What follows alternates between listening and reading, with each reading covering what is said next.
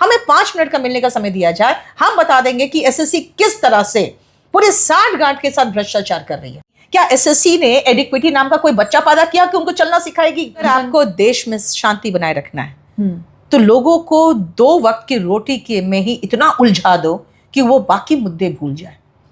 हम अब वहीं पर उलझ के रह गए कि एकदम बेसिक नीड्स में ऐसे उलझा के रख दिए कि आज कोई वेटिंग लिस्ट की बात नहीं कर रहा है, अब कोई मार्क्स टू ऑल की बात नहीं कर रहा है, रॉन्ग क्वेश्चंस की बात नहीं कर रहा है। अब हम कह रहे हैं कि भाई एग्जाम ढंग से कंडक्ट हो जाए, 1 घंटा मेरा सर्वर चल जाए, 1 घंटा मेरा स्क्रीन ब्लैंक ना हो। कोचिंग माफिया वही लोग बोलते हैं जिनको चिढ़ है कि हम बच्चों को अवेयर क्यों कर रहे हैं।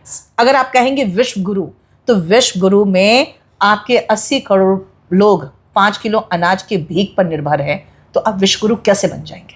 ये देश का सबसे बड़ा दुर्भाग्य है कि भारत का सबसे बड़ा रिक्रूटमेंट एग्जाम सवालों के घेरे में है। अब उन सवालों का जवाब देने के लिए कोई सामने नहीं आ रहा, जबकि टीचर्स, नीतू मैम जैसे ना जाने कितने टीचर्स जो हैं वो हवालात के पीछे गए, उनको डिटेन किया गया, उनके ऊपर एफआईआर कर दी गई, बच्चों के लिए आवाज उठा रहे हैं। ये वही इंग्लिश वाली मैम है जो अक्सर आप इन्हें टीवी पे देखते हैं, अक्सर आप इन्हें सोशल मीडिया प्लेटफॉर्म्स पर देखते हैं, लेकिन इस बार बच्चों के लिए वो डिटेन हुई हैं। इस बार बच्चों के लिए उन्होंने पुलिसिया जुल्म सहे हैं। नीतू मैम, आप बच्चों को पढ़ाती हैं क्लास में, आप देश को अपनी भाषा में अपने तरीके से कैसे समझाएंगी कि एसएससी की प्रॉब्लम है क्या?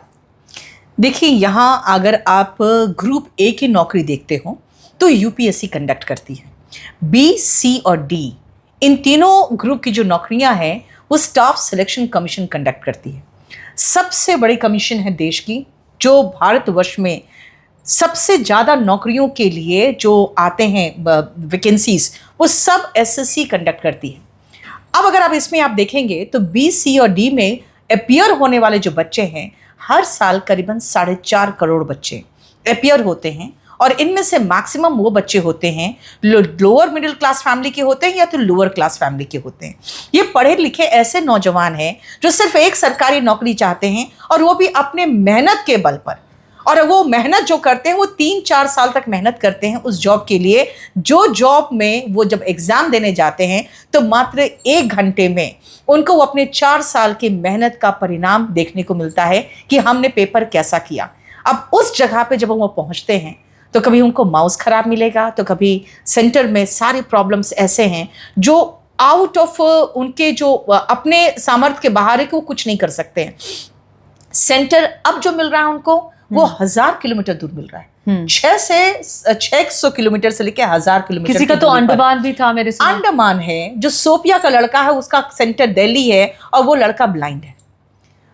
दूसरी बात है कि जब वहां पहुंचते हैं तो एक माउस खराब मिल रहा है, सर्वर प्रॉब्लम है, एक पेन नहीं है, पेन भी मिल रहा है तो 50 पैसे वाला जो पेन होता है वो मिल रहा है, जो चल नहीं रहा है, पेपर नहीं मिल रहा है जिसमें रफ कर सके। तो ये इतने सारे प्रॉब्लम्स हैं। हम डिजिटल इंडिया में इन प्रॉब्लम्स को डील नहीं करना है। भैया, डिजिटल इंडिया का तो डंका बजता है। आप बाहर जाके कहते हैं कि हमने डिजिटल इंडिया बना दिया, लेकिन भारतवासियों के लिए क्या, 4.5 करोड़ बच्चों के लिए क्या? सवाल मेरा ये है कि सिविल सर्विसेज के एग्जाम तो बहुत अच्छे से हो जाते हैं, उसमें तो ऐसी कोई बात नहीं आती, फिर एसएससी के साथ ऐसा क्यों है? देखिए, बात क्या है ना, जो सिविल सर्विसेज एग्जाम दे कर गए हैं वही है जो इनके सारे जो नियम कानून बना रहे हैं वही बना रहे हैं। उनको फील होता है कि ये तो बी, सी और डी ग्रुप वाले हैं, यानी हमारे सबऑर्डिनेट्स हैं। तो आपको शायद नहीं पता कि जब डायरेक्टर साहब के पास हमारे एक टीचर गए कि भाई आप इतने दूर क्यों भेज रहे हैं, तो उनका कहना है कि हम तो उस समय स्लीपर क्लास में धक्के खा के जाते थे, तो इनको क्या प्रॉब्लम है? यानी तुम जो 40 साल पहले धक्के खाए हो, आज भी बच्चा धक्का खा के जाए। कहां पे भाई? कंप्यूटर लैब में। कंप्यूटर लैब तो आपके शहर में भी बन सकता है। तो इसमें सरकार कहां खड़ी है? देखिए, डीओपीटी सरकार है, सरकार के अंतर्गत आती है।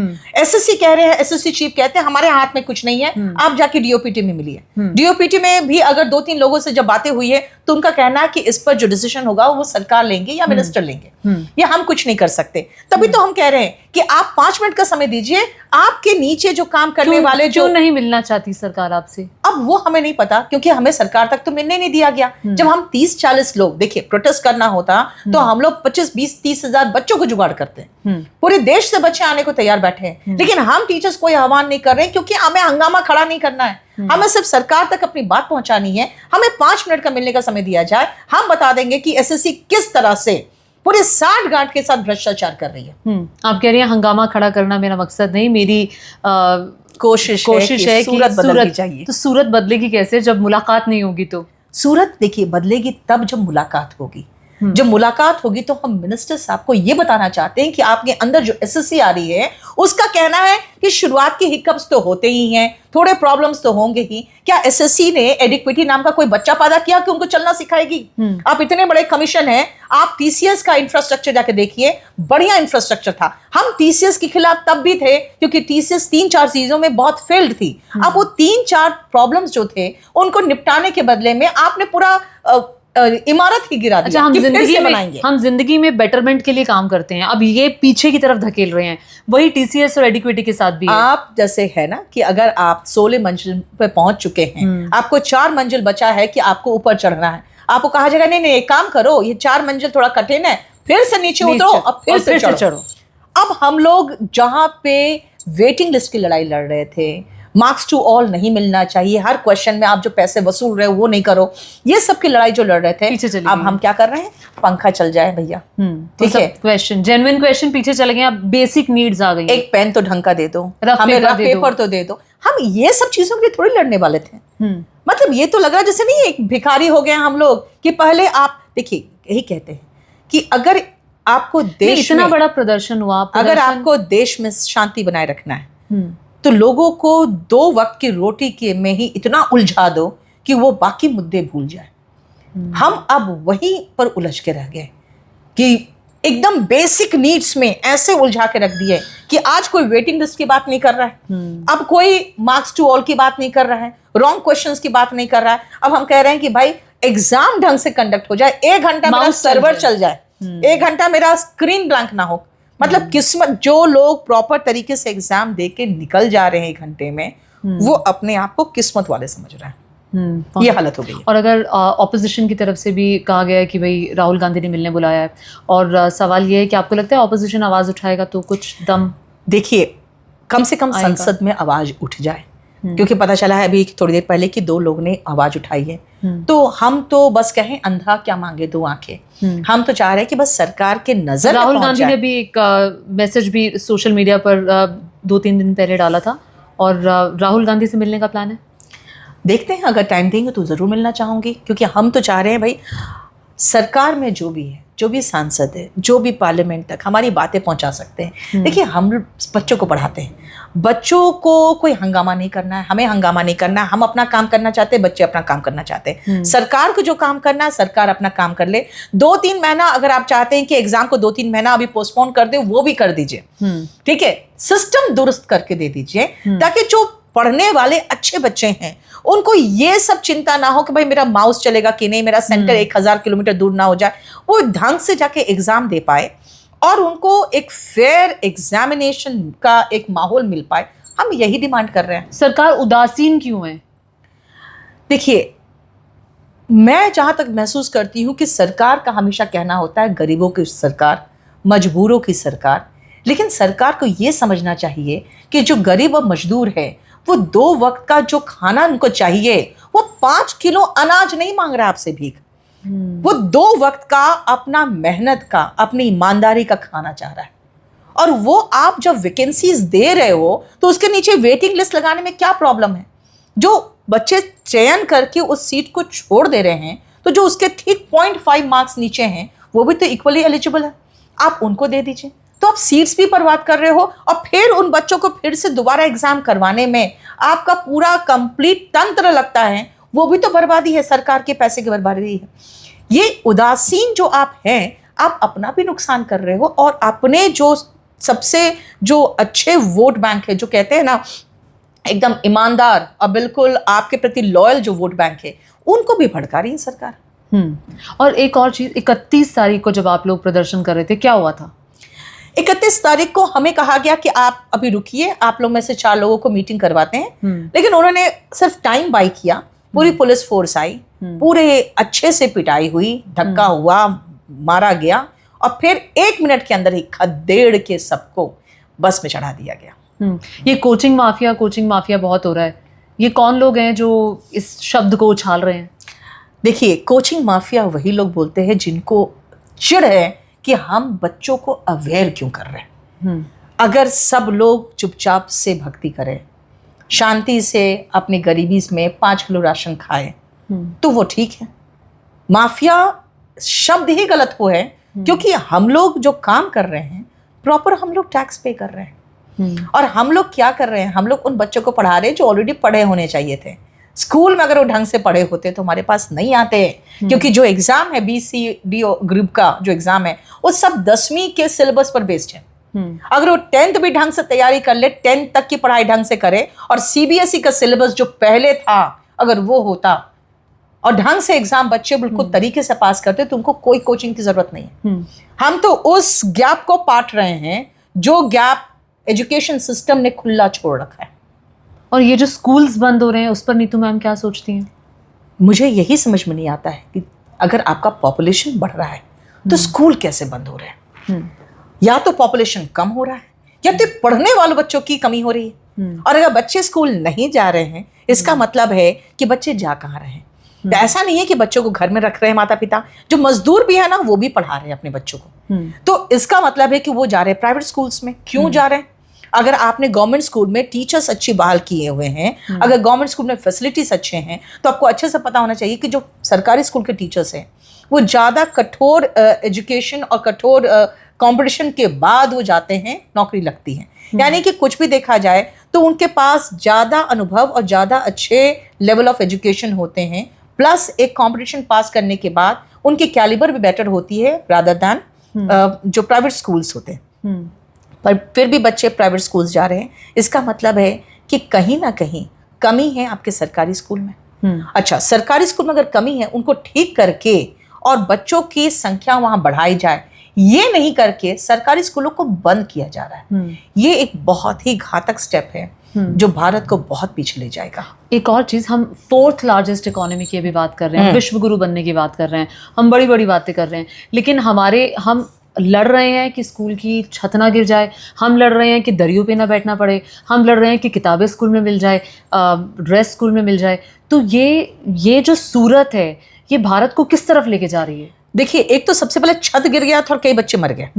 एक तो सबसे बड़ी बात, ये कोई हंगामा नहीं हुआ, कुछ भी नहीं हुआ, कोई ऑडिट नहीं हुआ।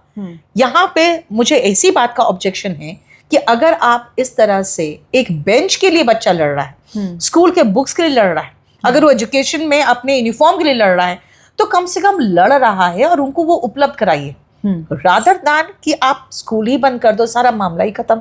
तो स्कूल बंद करना, आप तो स्कूल की संख्या बढ़नी चाहिए, क्योंकि आप पॉपुलेशन 140 करोड़ हो चुका है। ये स्कूल्स उस समय की हैं जिस समय हमारा पॉपुलेशन जो 100 करोड़ से नीचे था, उस समय के स्कूल्स हैं। और अब स्कूल्स की संख्या बढ़ाने के बदले में स्कूल्स बंद हो रहे हैं। अब आप देखिए, यूपी में स्कूल्स बंद हो रहे हैं। आप कैसे एक्सपेक्ट करते हैं कि टीचर्स की वैकेंसी निकलेगी? तो जो बीएड और डीएलएड करके बैठे हुए बच्चे थे वो कहाँ जाएंगे? और वो तो अब निश्चिंत रहिए कि 7 साल से जो वैकेंसी नहीं निकली है, आगे 10 साल और नहीं। वहाँ तो टीचर्स की अलग मुसीबत है, वहाँ शिक्षकों के इतने मामले हैं, अनुदेशकों के इतने मामले हैं, वही खत्म होने का नाम दे रहे हैं। मुझे 10, 15, 20 साल हो गए हैं टीचर्स वहाँ के वहीं पर पड़े हुए हैं। अच्छा, कहीं क्योंकि देखिए वैकेंसी नहीं निकल रही है, सब बीएड और डीएलएड करके बैठे हुए हैं। बीएड के कॉलेजेस हैं, तो वो बीएड करके करेंगे क्या जब शिक्षकों की नौकरी नहीं निकल रही है? तो सब लोग क्या कर रहे हैं? प्राइवेट स्कूल्स में जॉब्स कर रहे हैं। तो जहां आप एक बढ़िया सरकारी नौकरी प्राप्त कर सकते थे, वहां पे प्राइवेट स्कूल्स में देखा जाए तो डबल काम कराया जाता है और एक्सप्लॉयटेशन किया जाता है। प्लस अगर आप कहेंगे विश्व गुरु, तो विश्व गुरु में आपके 80 करोड़ लोग 5 किलो अनाज के भीख पर निर्भर है, तो आप विश्व गुरु कैसे बन जाएंगे? पॉइंट। जाते जाते ये सवाल, जो बच्चे अभी बहुत अपने भविष्य को अंधकार में देख रहे हैं, जो गए सेंटर पे, जिनके कंप्यूटर बंद हो गए, उनको लगता है कि उनके साथ तो अत्याचार हो गया, मैंने इतने साल मेहनत की और 3-4 साल किसी ने की, किसी ने 5 साल की, तो उन बच्चों को आप क्या कहना चाहेंगे? देखिए, उन बच्चों को आप सांत्वना क्या देंगे और क्या बोल के देंगे कि बेटा सब कुछ ठीक हो जाएगा? और हम भी कैसे सांत्वना दे दें? हमें तो आगे कोई बात ही नहीं कर रहा है हमसे। हम तो माध्यम है कि अगर सरकार हमसे बात कर ले तो वो जो सांत्वना देंगे वो हम आगे बढ़ा सकते हैं। सरकार ये भी कह दे कि भाई 3 महीने के बाद अब एग्जाम हम कंडक्ट करेंगे, तब तक हम सारे जितने सेंटर्स उसकी ऑडिट करवाएंगे, प्रॉपर वहाँ का कंप्यूटर्स चेक करेंगे, और वहाँ का जो भी बहुत रिमोटेस्ट एरिया में उसके बदले में नियरेस्ट हम बनाएंगे। कुछ तो सांत्वना मिले। पहले मीटिंग तो हो। तो बच्चे अगर कंफ्यूजन में हैं कि आगे क्या होगा, तो कंफ्यूजन में तो हम भी हैं। हम उनको झूठी सांत्वना तो बिल्कुल नहीं दे सकते। और आगे का प्लान आपका, टीचर्स का? देखिए, आगे का प्लान मैं आपको बताऊं कि सबसे पहले हमारी पूरी कोशिश हो रही है हर माध्यम से, आपके माध्यम से भी, सब मीडिया वालों के माध्यम से भी, कि हम सरकार के खिलाफ जाना बिल्कुल नहीं चाहते। हम बिल्कुल भी सरकार के लिए कोई प्रॉब्लम क्रिएट नहीं करना चाहते। हम सरकार को बताना चाहते हैं कि आपके सिस्टम में ये लूप्स एंड होल्स है। आप प्लीज जो प्रॉपर अथॉरिटी है, जो मिनिस्ट्री है, उनको इंस्ट्रक्शन दीजिए कि इन लूप्स एंड होल्स को भरें। और जो प्रॉब्लम्स है एक डिजिटल भारत में, एक माउस के लिए कोई लड़ रहा है, तो वो बिल्कुल भी एक्सेप्टेबल नहीं होना चाहिए सरकार को भी। तो सरकार, हम सरकारी नौकर बनाते हैं, और इंटरव्यू में जब हम तैयारी करवाते हैं तो उनको यही कहते हैं कि सरकार के खिलाफ तुम एक शब्द नहीं बोल सकते हो, क्योंकि तुम उन्हीं के नौकर बनने जा रहे हो। तो बच्चों को हम सरकार के खिलाफ कर भी नहीं सकते।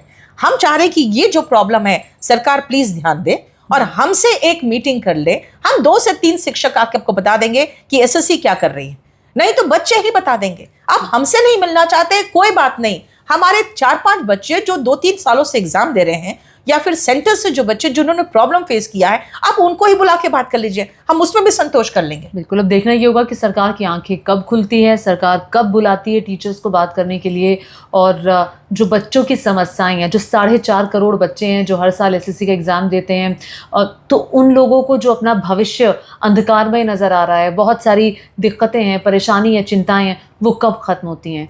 इंग्लिश वाली नीतू मैम हमारे साथ ही, आपका बहुत शुक्रिया ma'am. Thank you ma'am, thank you.